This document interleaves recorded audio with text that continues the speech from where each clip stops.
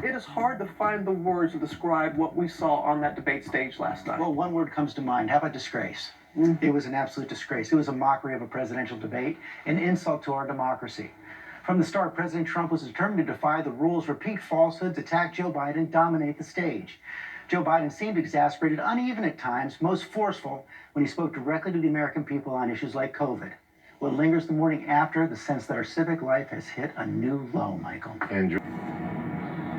Good morning, Michael. This was a disaster. It is already being called the worst debate in modern history. Any substance was completely overshadowed by the president's interrupting and the constant squabbling. There were no winners here on the stage last night, and for Americans looking for answers, this was a real loss for them, too. You have repeatedly criticized the vice president for not specifically calling out Antifa and other left-wing extremist groups.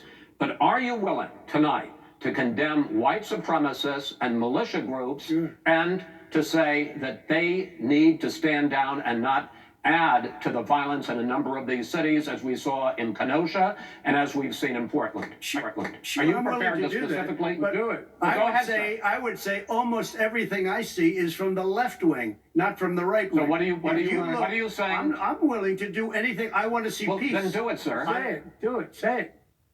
You want to call them? What do you want to call them? Give me a name. Give me a white name. Supremacists and white supremacists and right Proud Boys.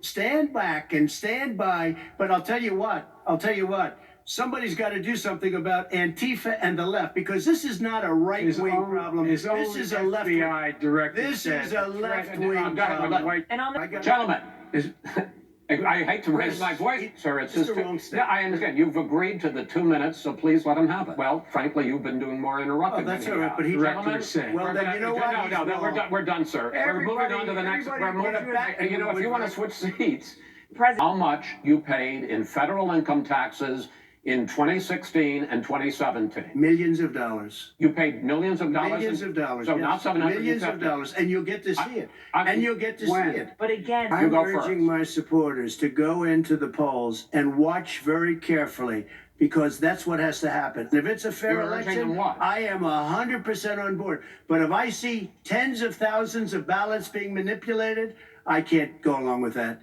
And I'll tell you what, from a common sense, does that mean you're going to tell your people to take to the street? It means you have a fraudulent election. But Biden says there's a simple answer. It's the same process.